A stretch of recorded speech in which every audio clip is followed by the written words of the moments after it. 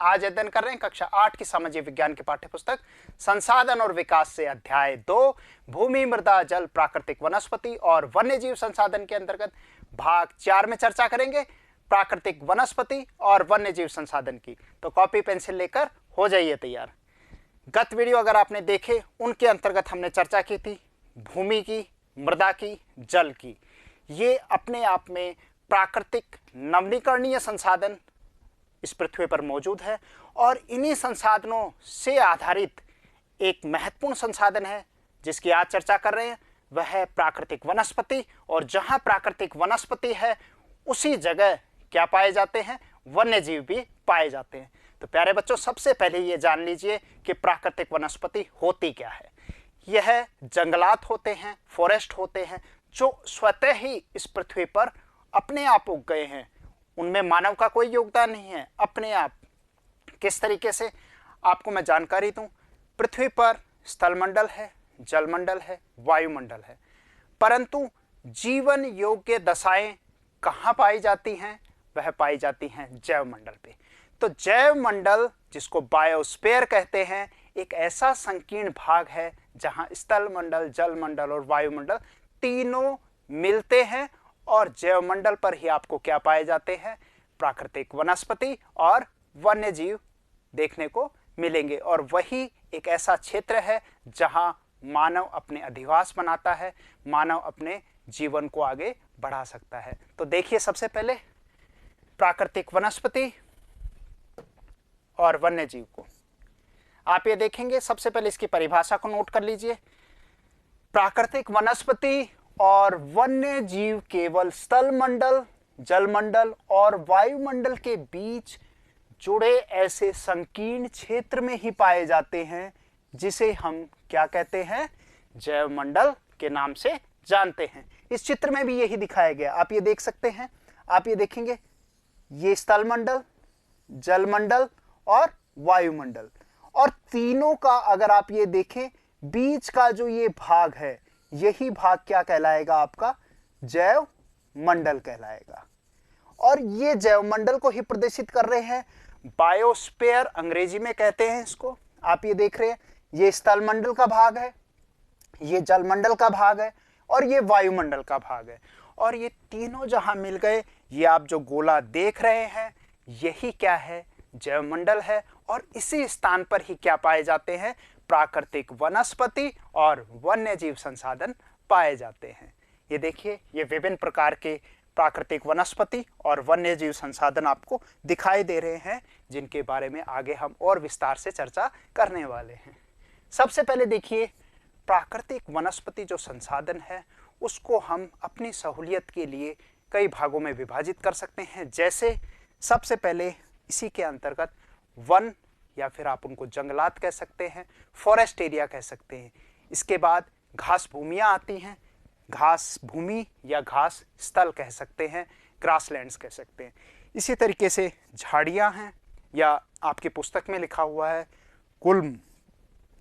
फिर है टुंड्रा प्रदेश, टैंगा और टुंड्रा प्रदेश की चर्चा करेंगे। ये सभी प्राकृतिक वनस्पतियों के अंतर्गत आते हैं। सबसे पहले वन, जिसको आप क्या कहेंगे, फॉरेस्ट, जंगलात, घास भूमि या घास स्थल कह सकते हैं। ग्रासलैंड्स क्या कहलाएंगे, ग्रासलैंड्स कहलाते हैं। और गुल्म झाड़ियां यानी कि बसेस। और टुंड्रा प्रदेश, TUNDRA, टुंड्रा प्रदेश, जिनके बारे में हम विस्तार से चर्चा करेंगे। ये आपके वन क्षेत्र हो गए, ये आपकी घास भूमियां हो गई, और ये झाड़ियां हो गई, और ये टुंड्रा प्रदेश जो कि कहाँ, आर्टिक से ऊपर यानी कि 66.5 डिग्री से 90 डिग्री वाले इलाकों में, जहाँ पर बर्फ ज़्यादा पड़ती है, तापमान बहुत नीचे यानी कि हिमांक से नीचे चला जाता है, उन प्रदेशों में किस तरीके की वनस्पति, आखिरी जो हमने देखा, टुंड्रा प्रकार की वनस्पति पाई जाती है। अब इन वनस्पतियों को हम ये देखें कि ये मानव के लिए क्या क्या प्रदान करती है, क्योंकि यहाँ हम अध्ययन कर रहे हैं, उनको एक संसाधन के रूप में देख रहे हैं। संसाधन आपको जानकारी दी थी कि ये पृथ्वी पर प्रकृति के द्वारा प्रदान किए गए मनुष्य को क्या है, उपहार हैं। कैसे उपहार, जो निःशुल्क प्रदान किए गए हैं। मानव इनका अपने अपने आवश्यकता के अनुसार इनका क्या करता है, उपयोग कर रहा है। तो वो देखते हैं। सबसे पहले नोट कर लीजिए आप, प्राकृतिक वनस्पति संसाधन का महत्व क्या है। बच्चों, आप सभी जानते हैं प्राकृतिक वनस्पति यानी कि जंगलात हैं, घास भूमियां हैं, गुल्म हैं, टुंड्रा प्रदेश हैं, विभिन्न प्रकार की वनस्पतियां आपने अभी देखी। ये जो वनस्पतियां हैं ये अलग अलग तरीके से इनकी अलग अलग क्षेत्रों में इनकी अपनी उपलब्धता है। विशेष रूप से ये क्या करती हैं, जैव विविधता को क्या करती हैं, बनाए रखती हैं। आप ये देखेंगे पौधे हमें इमारती लकड़ी प्रदान करते हैं, पर इससे पहले भी आप ये जानें कि विभिन्न प्रकार के जो पेड़ पौधे हैं, प्राकृतिक वनस्पति हैं, ये हमें जीवनदायिनी ऑक्सीजन प्रदान करते हैं। हमने चर्चा की थी विश्व में अमेजन के जो जंगल हैं दक्षिणी अमेरिका में मौजूद हैं और यह विश्व के क्या है, या कह सकते हैं पृथ्वी के फेफड़े हैं, जो बहुतायत में सर्वाधिक ऑक्सीजन हमें प्रदान करते हैं। इसी तरीके से कांगो के जंगल हैं, इंडोनेशिया के जंगलात आप देख सकते हैं, जिनका विश्व में अपनी ही एक उपयोगिता है। अगला नोट कीजिए, प्राणियों का आश्रय देते हैं, क्योंकि जहां प्राकृतिक वनस्पति है उसी स्थानों पर ही क्या देखने को मिलेंगे, आपको विभिन्न प्रकार के प्राणी देखने को मिलते हैं। जीव जंतुओं का अध्ययन करेंगे। ऑक्सीजन उत्पन्न करते हैं, क्योंकि आपने पढ़ा है कि प्रकाश संश्लेषण के प्रक्रिया के अंतर्गत ये अपना भोजन बनाते हैं और सूर्य से प्रकाश लेते हैं। इनकी पत्तियों में क्लोरोफिल होता है। कार्बन डाइऑक्साइड को क्या करते हैं, ग्रहण करते हैं, और ऑक्सीजन को क्या करते हैं, रिलीज करते हैं, छोड़ते हैं। कई ऐसे बड़े वृक्ष होते हैं जो रात्रि में इस प्रक्रिया को क्या करते हैं, विपरीत करते हैं। जैसे बरगद का पेड़ है, पीपल का पेड़ है, जो रात्रि के समय क्या करते हैं, ऑक्सीजन को ग्रहण करते हैं और कार्बन डाइऑक्साइड को छोड़ते हैं। ये एक अलग चर्चा का विषय है। इसी तरीके से फसलों को उगाने के लिए एक आवश्यक मृदा की सुरक्षा प्रदान करते हैं। सेम यही चीज महत्व हमने मृदा संसाधन पढ़ा था, उसमें भी आपको बताया था किस तरीके से ये मृदा संरक्षण में इनका महत्वपूर्ण योगदान है। इसी तरीके से ये मृदा संरक्षण में क्या करती है, इनकी जो प्राकृतिक वनस्पति होती है वह अपनी जड़ों से क्या करती है, मृदा को बांध के रखती है। जिन भागों में वनस्पति का आवरण अधिक पाया जाता है वहां पर भूमि निम्नीकरण या मृदा निम्नीकरण जैसी समस्याओं से निजात पाया जा सकता है। नोट कीजिए, एक उदाहरण यहां दिया गया है, रक्षक मेखला, जिसके बारे में हम पढ़ चुके हैं। शेल्टर बेल्ट्स कहते हैं। विशेष रूप से ये शेल्टर बेल्ट कहाँ पाए जाते हैं, ये बनाए जाते हैं तटीय क्षेत्रों और खासकर शुष्क प्रदेशों में पाए जाते हैं। एक लंबी कतार में वृक्ष लगा दिए जाते हैं। आप ये देखें, लंबी कतार में वृक्ष लगा दिए जाते हैं जो तेज हवा के को क्या कर देते हैं, अवरोधित कर देते हैं, रोक देते हैं। इसका फायदा क्या है, मृदा के निम्नीकरण या अपरदन से बचाव हो जाता है। ये मृदा के संरक्षण प्रदान करते हैं। अगला एक खास बात है, भूमिगत जल के संग्रह में भी क्या करते हैं, सहायता प्रदान करते हैं।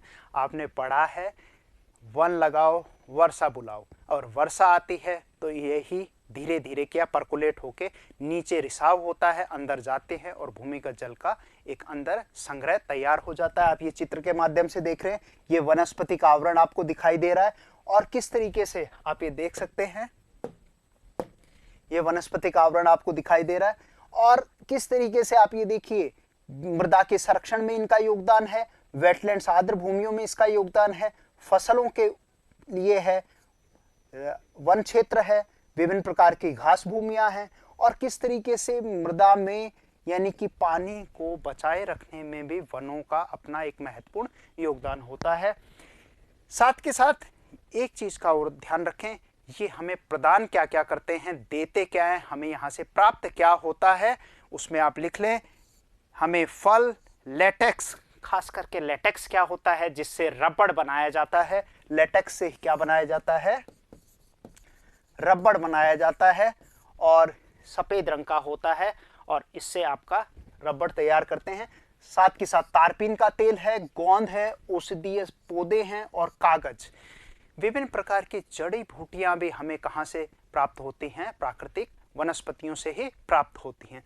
और साथ के साथ कागज जो है, जो विश्व में बहुत ज़्यादा जिसकी डिमांड है, बहुत सारी चीज़ें कागज, जब से प्रिंटिंग प्रेस आई है, चाइना में प्रिंटिंग प्रेस का आविष्कार हुआ, उसके साथ ही कागज, उससे पहले तो भी अगर आप देखते हैं, इतिहास में नज़र डालते हैं, तो वहाँ पर भी मैन्यूस्क्रिप्ट होती थी, जो ताड़ की जो वृक्ष होता था उसकी छाल पर लिखा जाता था। तो उसी समय से ही लिखावट के लिए प्राकृतिक वनस्पति का इस्तेमाल किया जाता था। और साथ के साथ जब प्रिंटिंग प्रेस का आविष्कार हुआ, उसके साथ ही कागज़ की लुगदी की जो डिमांड थी, उसकी जो मांग थी, वो बहुत तेज विश्व में बढ़ गई। इसलिए कहते हैं कि हमें कम से कम कागज़ का सही तरीके से उसका क्या करना चाहिए, हमें सदुपयोग करना चाहिए, वेस्टेज नहीं करना चाहिए। क्योंकि आप ये मानते हैं जो कागज़ हम फेंक रहे हैं, जला रहे हैं या उसका वेस्टेज कर रहे हैं, यानी कि कितने ही पेड़ उसके लिए काटे गए होंगे उसको तैयार करने के लिए। तो इसको खास चीज़ से आप याद रखेंगे, कागज़ बनाने के लिए कागज़ की लुगदी हमें कहाँ से, पेड़ों से ही प्राप्त होती है। क्लियर? आगे देखते हैं प्राकृतिक वनस्पति का वितरण। पृथ्वी पर अगर आप नज़र दौड़ाएं तो एक सवाल आपके जहन में आता है, ये प्राकृतिक वनस्पति जो है इसका वितरण कैसा है। तो मैं आपको जानकारी दे दूं कि प्राकृतिक वनस्पति का वितरण समान नहीं है, पृथ्वी पर समान नहीं देखने को मिलेगी। अलग अलग स्थानों पर जलवायु की विविधता, यहाँ पर आपको खास चीज आपको नोट करनी है, जलवायु की विविधता। कुछ जलवायु के तत्व होते हैं, विशेष रूप से क्या होते हैं जलवायु के अंतर्गत, एक तापमान और एक होता है वर्षण। यानी कि ये दो चीजें, कहीं भी पृथ्वी पर अगर वनस्पति का आवरण आपको दिखाई देता है तो उसके पीछे जो रेस्पॉन्सिबल कारक हैं, प्रमुख उसके लिए जिम्मेदार जो कारक हैं, उनमें जलवायु का महत्वपूर्ण योगदान होगा। और जलवायु के अंतर्गत तापमान और वर्षण यानी कि वर्षा या आर्द्रता कह सकते हैं, ये वानस्पतिक वितरण को प्रभावित करती हैं।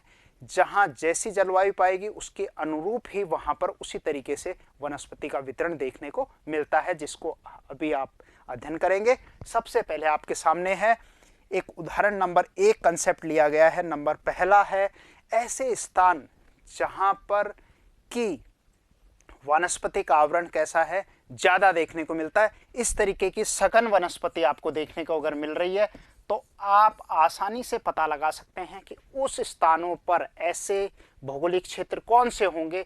उसके लिए आपको याद रखना है कि वहाँ तापमान क्या पाया जाएगा, ज़्यादा पाएगा। सूर्य ताप की किरणें विशेष रूप से विश्वोत्तर के क्षेत्रों की बात करें, भूमध्य रेखीय प्रदेशों की बात करें, इक्वेटोरियल फॉरेस्ट की बात करें, वहाँ सूर्य की जो किरणें होती हैं वह बिल्कुल सीधी आती हैं। 12 घंटे का दिन 12 घंटे की रात विश्वोत्तर रेखीय प्रदेशों में ही होती है।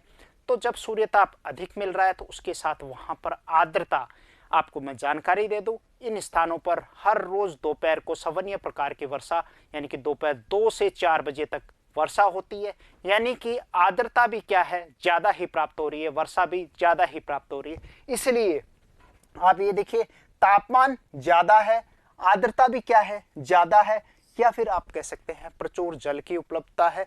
तो फलस्वरूप वनस्पति कैसी मिलेगी, विशाल वृक्ष देखने को मिलेंगे, विशेष रूप से उष्णकटिबंधीय सदाबहार वर्षा वन ऐसे प्रदेशों में मिलेंगे।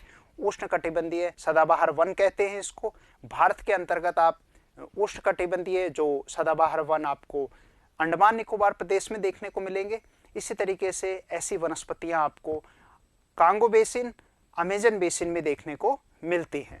आगे नजर डालते हैं, दूसरा सेकंड नंबर एक केस आपको डिस्कस करते हैं जहां पर तापमान क्या है, सामान्य तापमान है, और वहां पर सामान्य ही क्या हो रही है, बारिश हो रही है।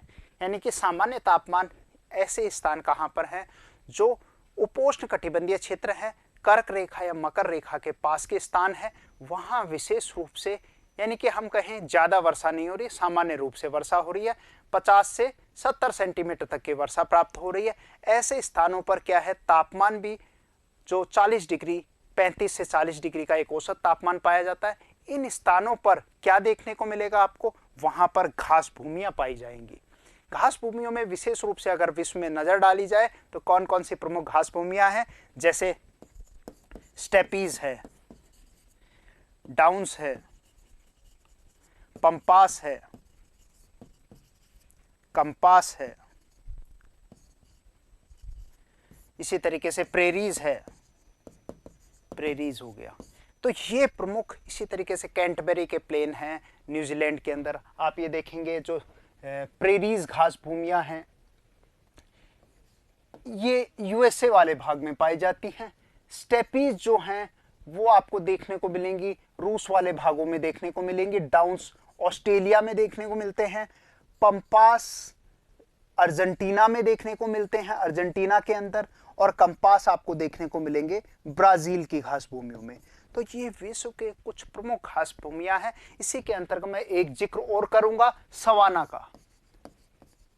सवाना घास स्थल, सवाना जो घास भूमियां हैं, सवाना घास क्षेत्र, ये आपको देखने को मिलेंगे उत्तरी अफ्रीका के प्रदेशों में, और दक्षिणी अफ्रीका में वेल्ड घास भूमियां कहा जाता है इनको। तो इस तरीके के ये, यानी कि आप कह सकते हैं घास स्थल जो होते हैं वहां जो वन्य जीव हैं वह उनके एक कह सकते हैं पूरे खुले क्षेत्र हैं जब आसानी से उनको भोजन प्राप्त होता है। और वास्तविक रूप से आप देखें तो ये जो प्राकृतिक वनस्पति हैं ये पृथ्वी पर एक संतुलित पारितंत्र को बनाए रखने में इनका महत्वपूर्ण योगदान होता है।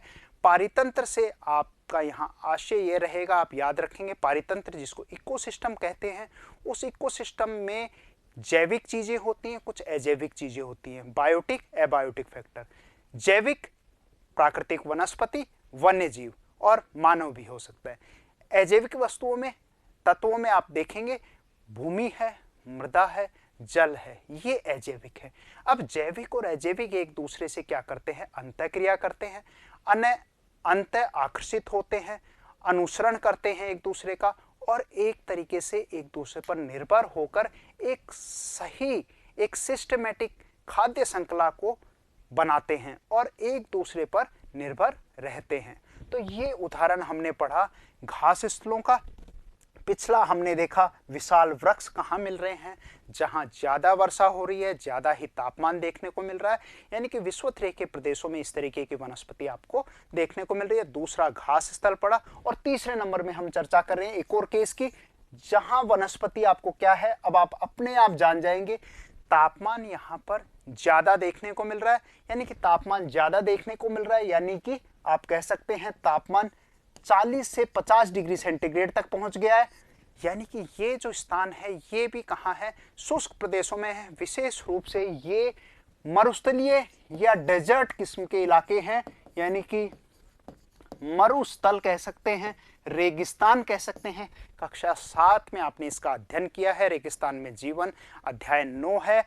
नहीं देखा है तो उसको वापस से देख लीजिए, वह तैयार है। उस पार्ट्स को पढ़ने के उपरांत आप जान जाएंगे कि रेगिस्तान में किस तरीके की वनस्पति देखने को मिलती है।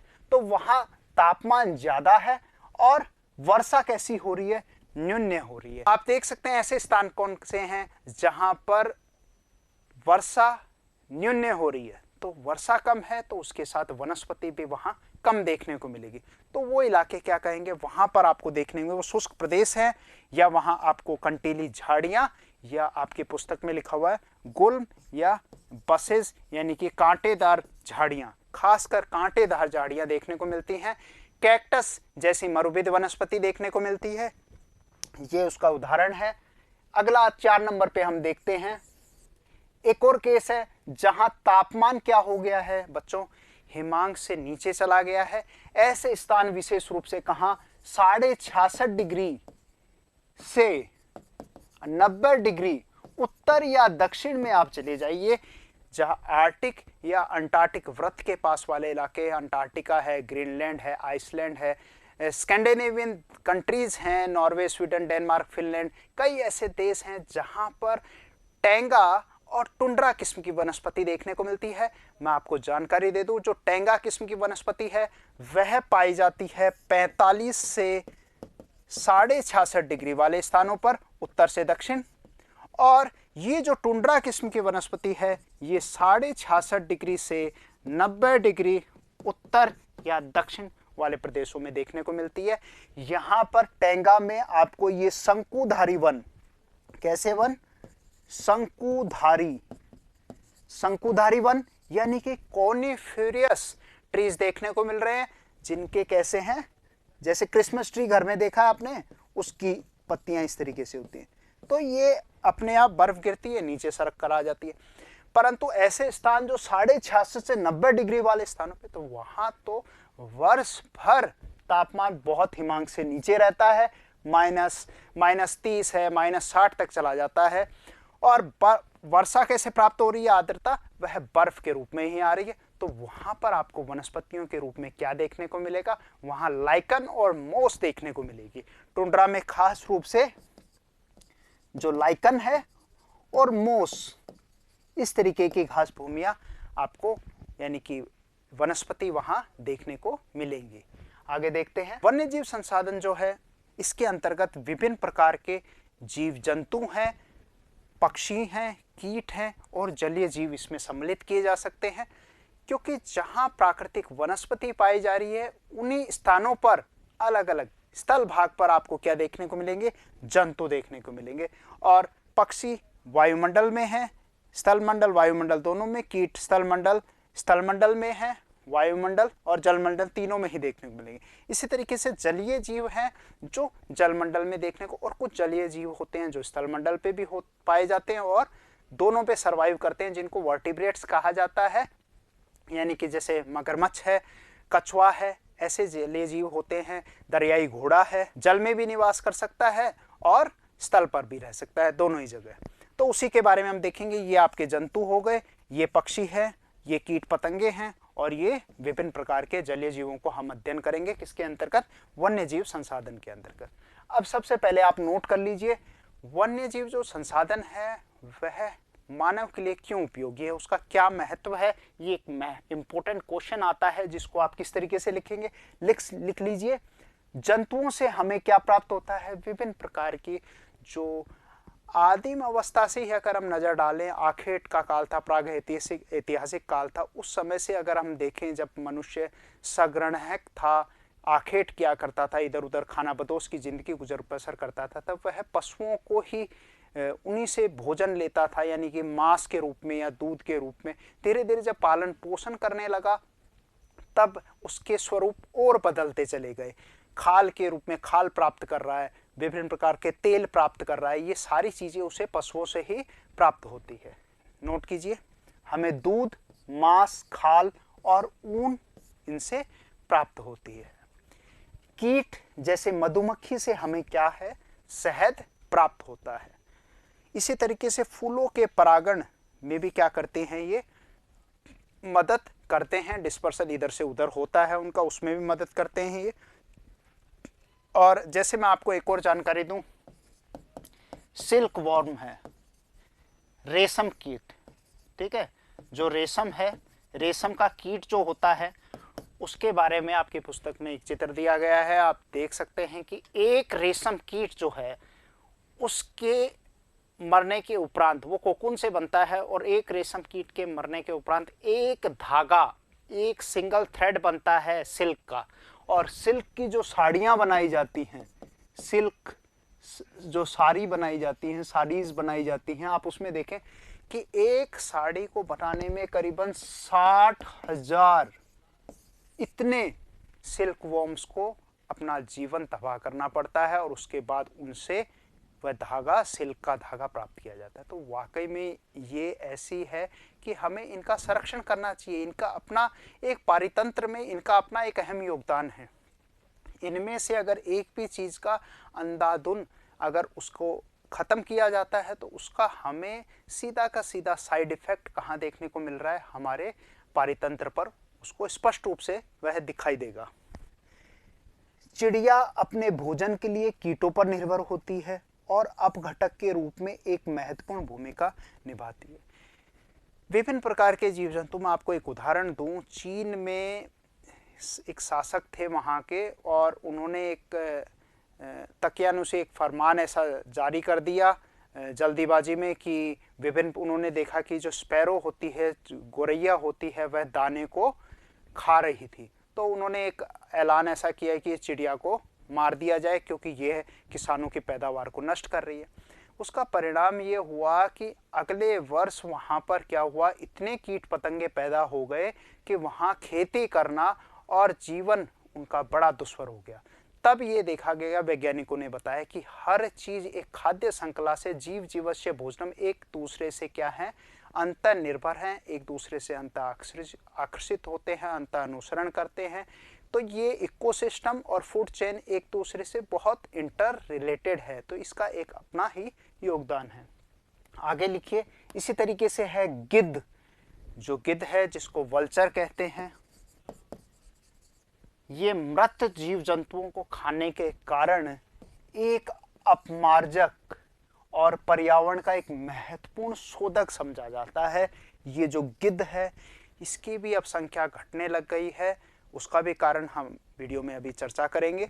तो ये जो है, ये हमारे एनवायरनमेंट को क्या करता है, जो जीव मर जाते हैं, अब इंसान है तो उसकी तो एक प्रक्रिया के तहत सारा उसका दाह संस्कार वगैरह कर दिया जाता है, परंतु ऐसे जीव जंतु जंगलात में मर जाते हैं, वो क्या है, तो उनको अपमार्जक के रूप में या पर्यावरण में एक शोधक के रूप में कौन काम करते हैं, ये गिद्ध उनका भक्षण करते हैं और उनको नष्ट कर देते हैं।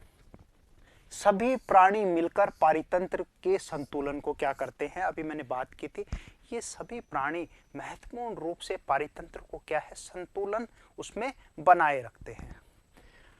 अगला टॉपिक देखते हैं, प्राकृतिक वनस्पति वन्यजीव संरक्षण के कुछ उपायों पर बात करेंगे।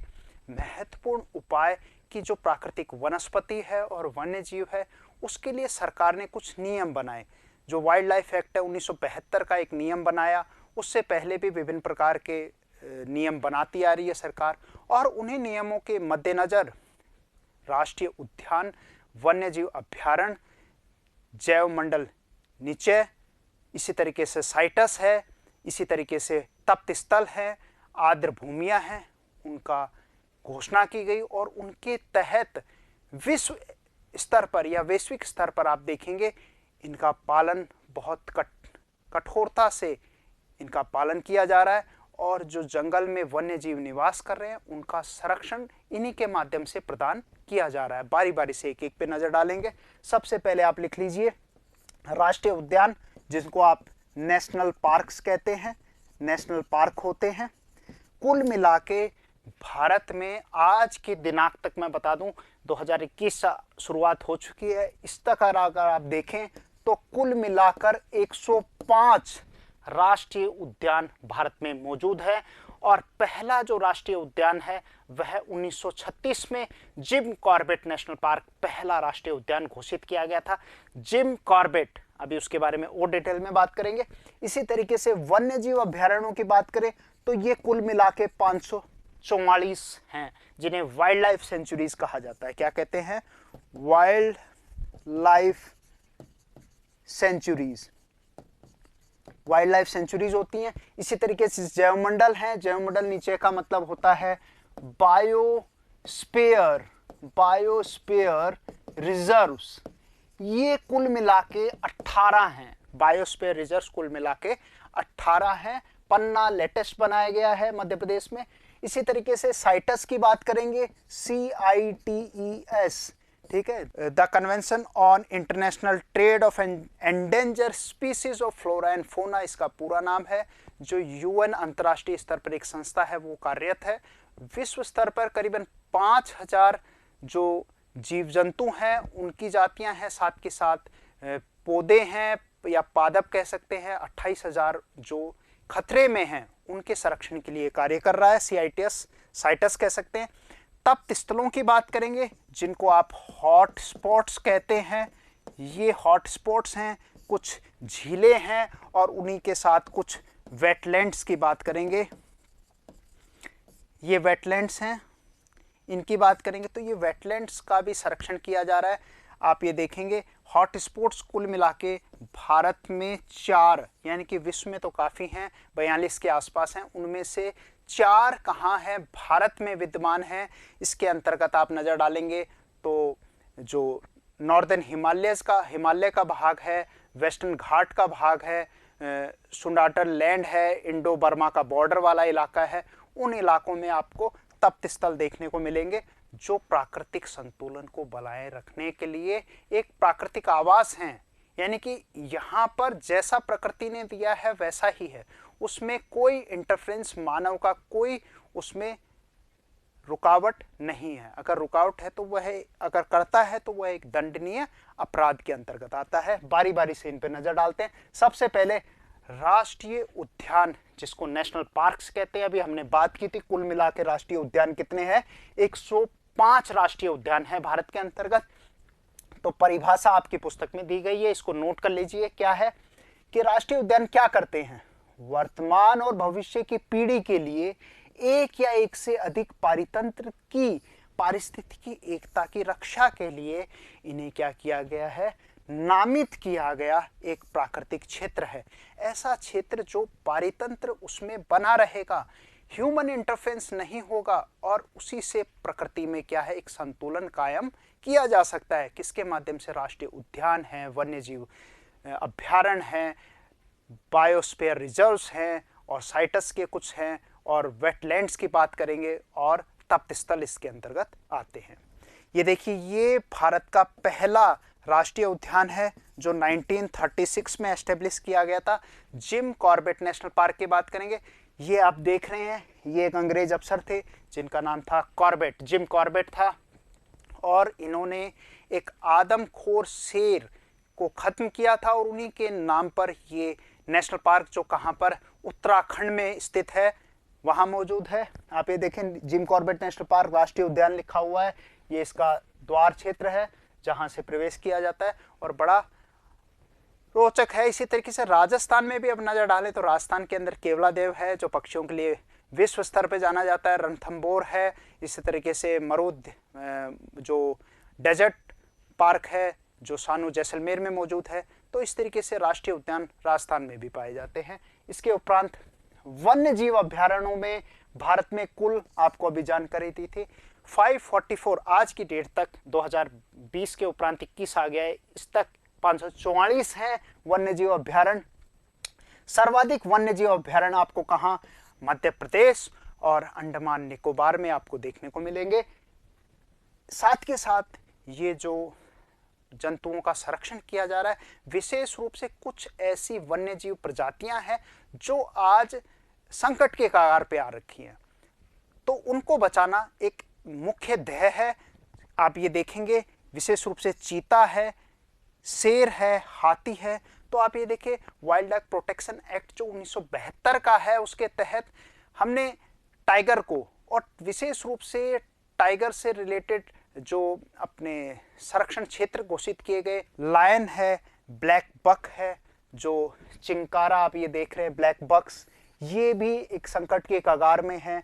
मगरमच्छ आप जानते हैं, दरियाई घोड़ा आप ये देखिए, दरियाई घोड़ा है, हिम तेंदुआ है, स्नो लेपर्ड है, ये आप देखिए स्नो लेपर्ड है, शतरमुर्ग ऑस्ट्रिच है, ये भी राजस्थान में देखने को मिलता है, मोर है।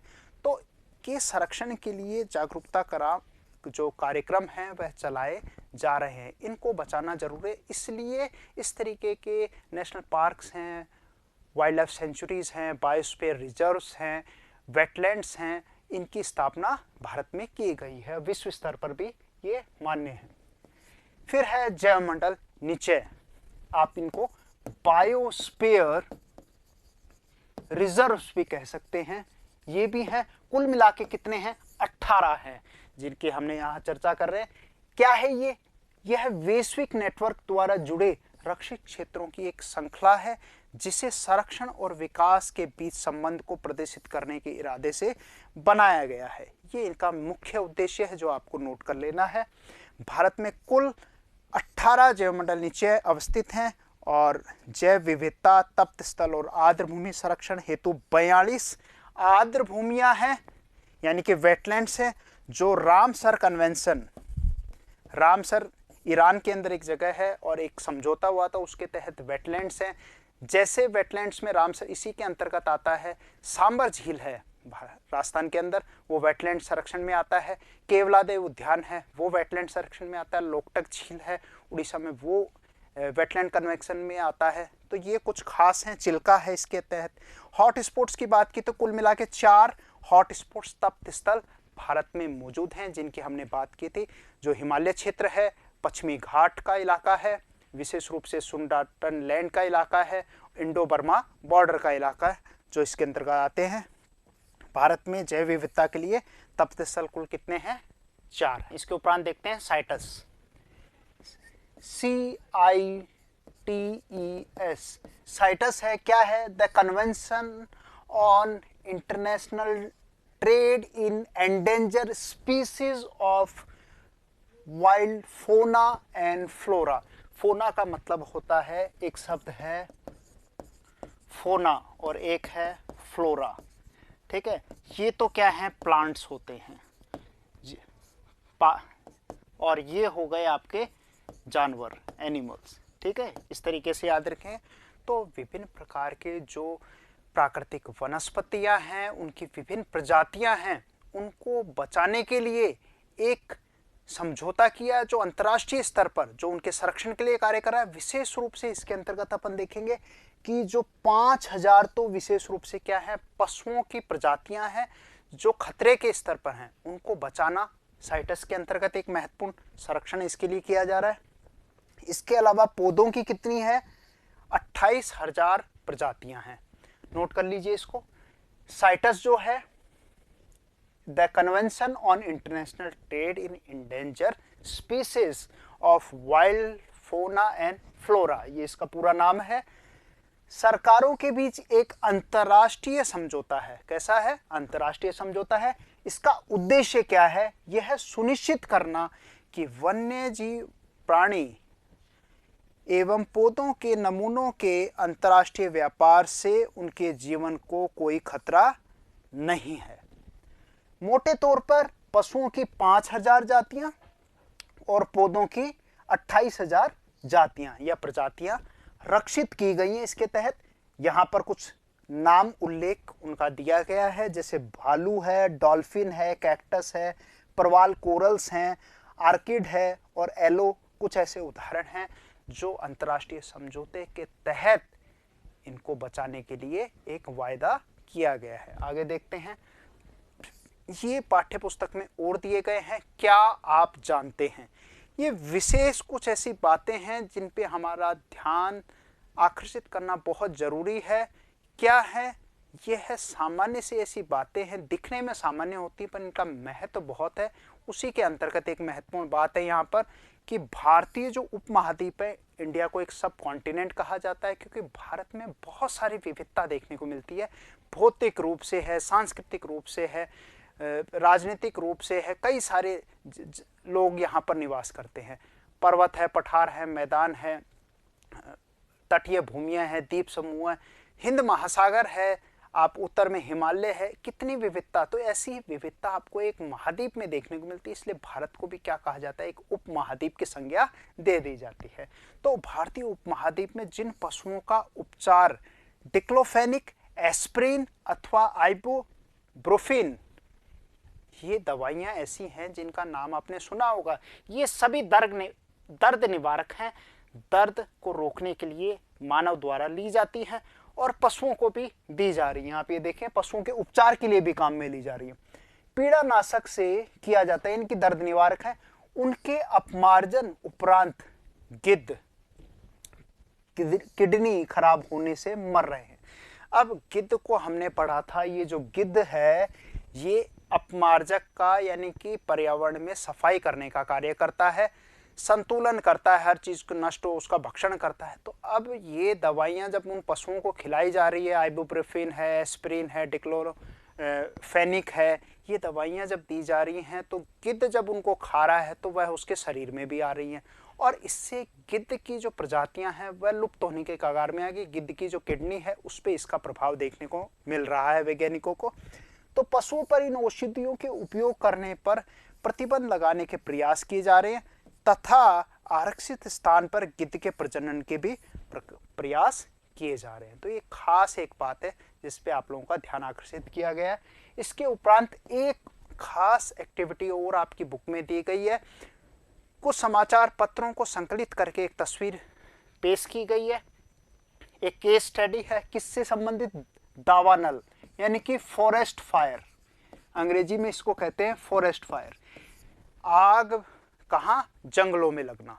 और आप ये मानिए जंगलों में जब आग लगती है तो आप ये मानिए उसके साथ साथ प्राकृतिक वनस्पति भी नष्ट होती है और वहाँ पर उस पर रहने वाले वहाँ निर्भर जीव जंतु का आश्रय स्थल भी क्या हो जाता है, नष्ट हो जाता है और जीव जंतु भी खत्म हो जाते हैं। तो ये बहुत बड़ी समस्या है जिसका हमें बुद्धिमत्ता पूर्ण सोच विचार करके ऐसी कुछ निर्णय करें, ऐसी रणनीति बनाएं कि इस तरीके की घटनाओं पर विराम चिन्ह लगाया जा सके, उन्हें रोका जा सके। तो देखिए ये दावानल की केस स्टडी है, कहाँ की है, कैलिफोर्निया की आपकी बुक में दी गई है। कैलिफोर्निया मैं आपको बता दूं ये यूएसए का एक राज्य है कैलिफोर्निया, जो कहाँ पर है, वेस्ट की तरफ है, पश्चिमी भाग में आपको देखने को मिलेगा। आप यूएसए का मानचित्र इस तरीके से देखेंगे, उसमें आप यहाँ पर नज़र डालें, ये नीचे का भाग, तो इस जगह ये वाला जो हिस्सा है यहाँ पर क्या है, कैलिफोर्निया स्थित है। कैलिफोर्निया की ये घटना दी गई है कि कैलिफोर्निया में आग बहुत लगी है करीबन, और ख़ास रूप से मैं आपको जानकारी दूं कि 1932 से एक रिकॉर्ड लिया गया, 32 से ऐसी कई आगजनी की घटनाएं जंगलों में देखने मिल गई। चाहे कैलिफोर्निया की आप बात कर लीजिए, ऑस्ट्रेलिया के जंगलों में अभी हाल की बात करें, इसी तरीके से दक्षिणी अमेरिका के अमेजन के जंगलों में आग की बात करें, ये एक सामान्य सी घटना होने लग गई है, परंतु इस पे विराम लगाना बहुत ज़रूरी है। अब देखेंगे यहाँ पर एक क्रियाकलाप आपकी पुस्तक में दिया गया है, क्या है, जो ये दिए गए समाचार हैं इनको पढ़िए, ठीक है। यहाँ पर लिखा है California wild life spread nearly a million told to flee as California fire a day hope for rest, California breathes easy as fire tamed, ठीक है, kids with a matches start massive US fire. मतलब कैसी छोटी छोटी मानव की गलतियां हैं, उनके परिणाम स्वरूप ये प्राकृतिक वनस्पति और वन्य जीव क्या हो रहे हैं, जल रहे हैं। तो उस पर रोकना जरूरी है। तो ज्ञात कीजिए कि यह अग्नि कैसे प्रारंभ हुई, क्या इसे बचा जा सकता है। तो सबसे पहले जो दावानल है यानी कि फॉरेस्ट फायर है, ये क्या करती है, प्राणी जात और वनस्पति जात के संपूर्ण क्षेत्र के लिए क्या है, एक खतरा है। दावानल मुख्य रूप से 3 कारणों से घटित होते हैं। कौन कौन से नजर डालते हैं। पहला, तंडित झंझा यानी कि थंडर स्ट्रोम यानी कि बिजली कड़कना, ये एक प्राकृतिक है। बिजली कड़की और कड़कने के साथ उसके संपर्क में कोई ऊंचा पेड़ आ गया, सूखा पेड़ आ गया, घास आ गई, तो वह आगजनी पूरी जगह फैला देगी। ये एक प्रमुख है। साथ के साथ मैं आपको प्राकृतिक रूप से एक बताऊं, अल नीनो की घटना। अल नीनो है जब तापमान क्या हो जाता है, बढ़ जाता है, क्या करता है, इंक्रीज हो जाता है अल नीनो में। ये एक प्रकार की गर्म धारा है। इसके विपरीत ला नीनो होती है जब तापमान कम हो जाता है। अल नीनो की स्थिति में विशेष रूप से ऑस्ट्रेलिया का भाग है, पेरू के तट वाला इलाका है, इसके कारण वहाँ सामान्य समुद्र का तापमान क्या होता है, बढ़ जाता है। और तापमान के बढ़ने से ही वहाँ के जो इलाके हैं संपर्क में आने वाले, ऐसी घटनाएं वहाँ घटित हो रही हैं। इसका भी आकलन वैज्ञानिकों ने कर लिया है। विशेष रूप से मैं आपको बताऊं, इसी के साथ ग्लोबल वार्मिंग की भी है। ये भी एक प्रमुख समस्या है जिसका भी परिणाम हमें दावानल या फॉरेस्ट फायर, इसी के परिणाम भी एक है। तो ये कुछ ऐसी प्राकृतिक है, ये प्राकृतिक में आ गई। तंडित झता प्राकृतिक में आ गई। ग्लोबल वार्मिंग तो कैसी है, ये मानवकृत है, ठीक है। तो लोगों की लापरवाही के कारण घास फूस में जनित ऊष्मा के कारण क्या होता है, अग्नि का आना होता है। ये एक कारण है। तीसरा कारण क्या है, स्थानिक लोगों, उद्यमी एवं शरारती लोगों द्वारा किसी उद्देश्य से अग्नि का लगाना। तो वो अपने उद्देश्य को पूरा करने के लिए वो तो छोड़ते हैं, तिल्ली जला के डाल दिया मजाक में, पर घटना ऐसा विकराल रूप ले लेती है और कई लोगों की इसमें जान माल की हानि। तो नियंत्रण के लिए क्या करें हम, मानव का दायित्व है कि वह विवेकशील है। प्रकृति ने जो संसाधन उसे मुहैया करवाए हैं, उपहार स्वरूप दिए हैं, उन संसाधनों का संरक्षण करना हमारा दायित्व है। तो क्या करें, पहली बात शिक्षण करना। शिक्षण यानी कि उनको टीचिंग करें, ठीक है। कैसे करें कि द्वारा अग्नि लगने से रोकना, मतलब लोगों को समझाइश करें, या फिर आप कहें कि उनको अवेयर करें, अवेयरनेस प्रोग्राम, यानी कि हम लिख सकते हैं जागरूक करें, जागरूकता कार्यक्रम चलाएं कि अग्नि लगने से ऐसी घटनाओं से हमें रोकना है। अगर आपको दिखती है तुरंत उसको कर्ब कर दे, रोक दे। दूसरा है परीक्षण बिंदुओं, निपुण भूमि चौकसी तथा संचार के समन्वित जाल द्वारा अग्नि लगने का शीघ्र पता लगाया जा सके। ऊपर से सैटेलाइट पिक्चर से मॉनिटरिंग की जाती है बाकायदा। आजकल तो इस तरीके की तकनीक आ गई हैं, पूरी की पूरी मॉनिटरिंग होती है। अगर ऐसी घटनाएं होती है तुरंत वहां पर हेलीकॉप्टर के माध्यम से आग को बुझाने का कार्य किया जाता है, क्योंकि बड़े इलाके में होती है और हालांकि इसमें काफ़ी घंटों से कई दिनों तक का समय लग जाता है, परंतु मानव के प्रयासों से इस तरीके की घटनाओं को रोका जा रहा है। तो उम्मीद है आपको ये वीडियो पसंद आया होगा। इसी तरीके से निरंतर वीडियो देखते रहिए। नमस्कार, जय हिंद।